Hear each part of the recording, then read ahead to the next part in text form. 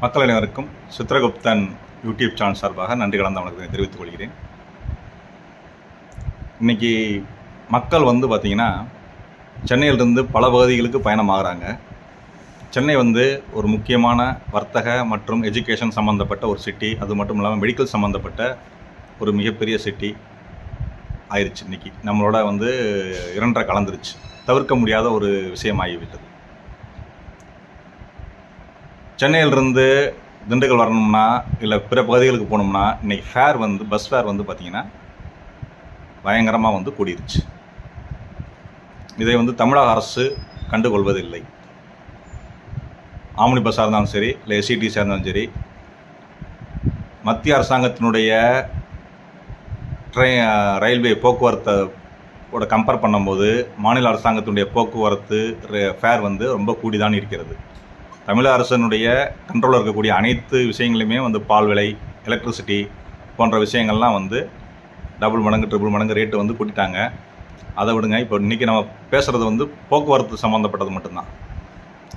இன்றைக்கி திண்டுக்கல்லேருந்து வைகையில் சென்னைக்கு போனோம்னா சாதாரண டிக்கெட் 190 ரூபா. அதில் ஏசி சேர் கார் இருக்குது. ஏசி சேர் காரில் நீங்கள் போனோம்னா 620 ரூபா டிக்கெட் ஃபேர். சேஃபாக ஒரு 6 ஹவர்ஸில் நீங்கள் சென்னையை ரீச் ஆகிடலாம். மோடி கவர்மெண்ட் வர்றதுக்கு முன்னாடி அடிக்கடி ட்ரெயின் ஆக்சிடென்ட் நடந்துக்கிட்டு தான் இருந்துச்சு. ஆனால் அதுக்கப்புறம் பார்த்திங்கன்னா மீட்டர் கேஜெல்லாம் மாற்றி, ப்ராட் கேஜு, அப்புறம் எலக்ட்ரிஃபிகேஷனை மாற்றி இன்றைக்கி ரயில்வே போக்குவரத்துங்கிறது மிகப்பெரிய ஒரு கட்டமைப்பு வசதி கொண்ட ஒரு அமைப்பாக அது உருவாகிவிட்டது. அது மட்டும் இல்லாமல் வெளிநாட்டில் நம்ம வந்தே பாரத் போன்ற ட்ரெயின், அதாவது ரயில்வேயை நம்ம பார்த்துருக்கோம். அது இந்தியாவிலலாம் வராது அப்படின்னு சொல்லிக்கிட்டு இருந்த ஒரு காலகட்டத்தில் இன்றைக்கி வந்தே பாரத் பார்த்திங்கன்னா இன்றைக்கி நாடு முழுவதும் கிட்டத்தட்ட ஒரு 100க்கு மேலே வந்தே பாரத் ட்ரெயின் விட்டுருக்காரு நமது பாரத பிரதமர் திரு நரேந்திர மோடிஜி அவர்கள். நம்ம தமிழகத்தை பொறுத்த வரைக்கும் மட்டும் பார்ப்போம். சென்னையிலிருந்து திருநெல்வேலி வரைக்கும், நாகர்கோவில் வரைக்கும் வந்தே பாரத் விடுறாங்க. அதே மாதிரி சென்னையிலிருந்து கோயம்புத்தூருக்கும் வந்தே பாரத் ட்ரெயின் போகுது. இன்னும் அது எக்ஸ்டென்ஷன் பண்ண போகிறாங்க.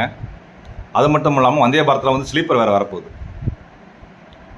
நல்லா சொகுசு வண்டியாக தான், சொகுசு நல்ல மக்களுக்கு நல்ல ப்ளஷரபுளாக சொகுசாக இருக்கணுங்கிறதுக்காக வந்தே பாரத் விடுறாங்க.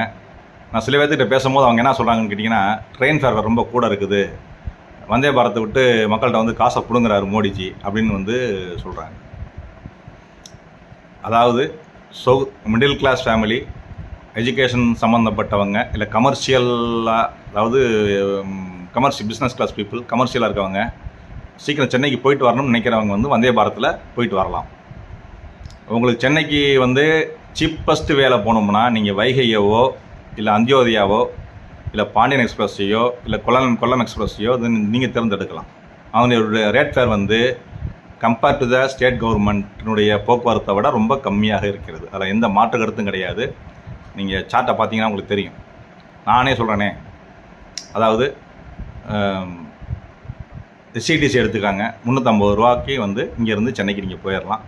அது அந்த பஸ் ஃபெசிலிட்டி இருக்குது, இல்லைன்னு சொல்ல வரல. அதே 350 ரூபாய்க்கு நீங்கள் பாண்டியன் எக்ஸ்பிரஸ்லையோ, கொல்லம் எக்ஸ்பிரஸ்லையோ, இல்லை பில் சிட்டி எக்ஸ்பிரஸ்லையோ பெர்த்தில் நீங்கள் போகலாம்.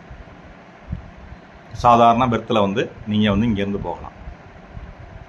அதே எஸ்சிடிசியில் செமி ஸ்லீப்பரில் 625 ரூபா, செமி ஸ்லீப்பரில் அல்ட்ரா டீலக்ஸ் ஏசி ஸ்லீப்பரில் நீங்கள் செமி ஸ்லீப்பரில் போனீங்கன்னா 625 ரூபா. அதே மாதிரி வைகையில் நீங்கள் போனீங்கன்னா 650 ரூபா தான். சேஃபாக போய் இறக்கி விட்ருவாங்க.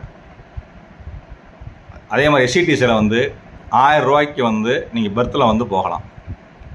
அந்தளவுக்கு கம்ஃபர்டபுளாக இருக்காது, இருந்தாலும் பரவாயில்ல, ஓகே போயிடலாம்னு வச்சுக்கோங்க.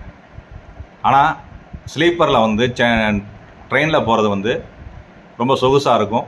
அதில் ரொம்ப வசதியாக இருக்கும். அதில் எந்த விதமான மாற்று கருத்தும் கிடையாது. 750 ரூபா தான். பஸ்ஸில் 1000 ரூபா, இதில் 3 டயர் ஏசி 750 ரூபா தான்.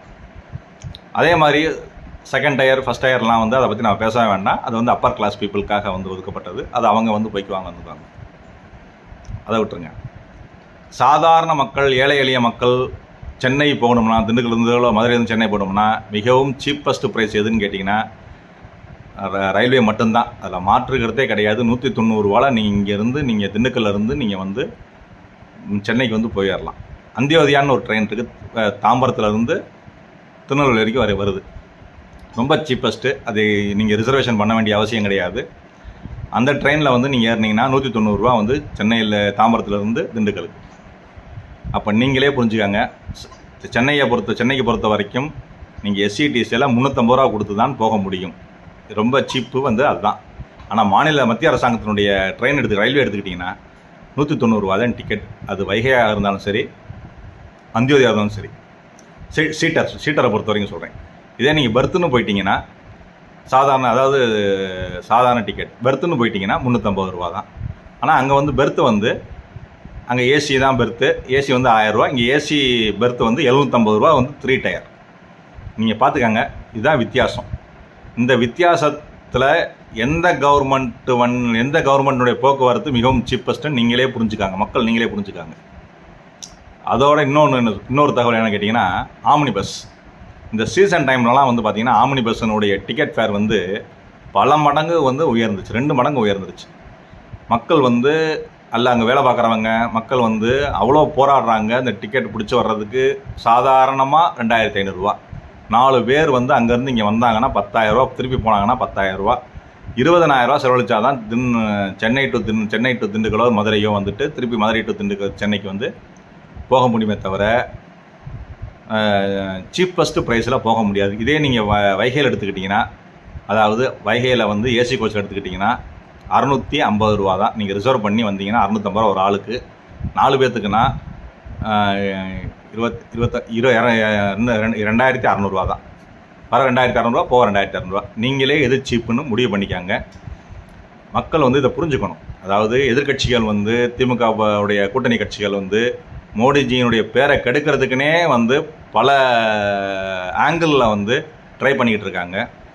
அதெல்லாம் வந்து நீங்கள் தெரிஞ்சுக்காமல் நீங்கள் வந்து அனலைஸ் பண்ணி which one is suitable for us அப்படிங்கிறத நீங்கள் புரிஞ்சுக்கிட்டு உங்களுடைய வாக்கை வந்து அடுத்து வரக்கூடிய உள்ளாட்சி தேர்தலையும் 2026 வரக்கூடிய சட்டசபை எலெக்ஷன்லையும் நம்மளுடைய அண்ணாமலை மற்றும் மோடிஜியினுடைய கரத்தை வலுப்படுத்துமாறு வேண்டி விரும்பி கேட்டுக்கொள்கிறேன். நன்றி, வணக்கம். பாரத் மாதா கி ஜெய்.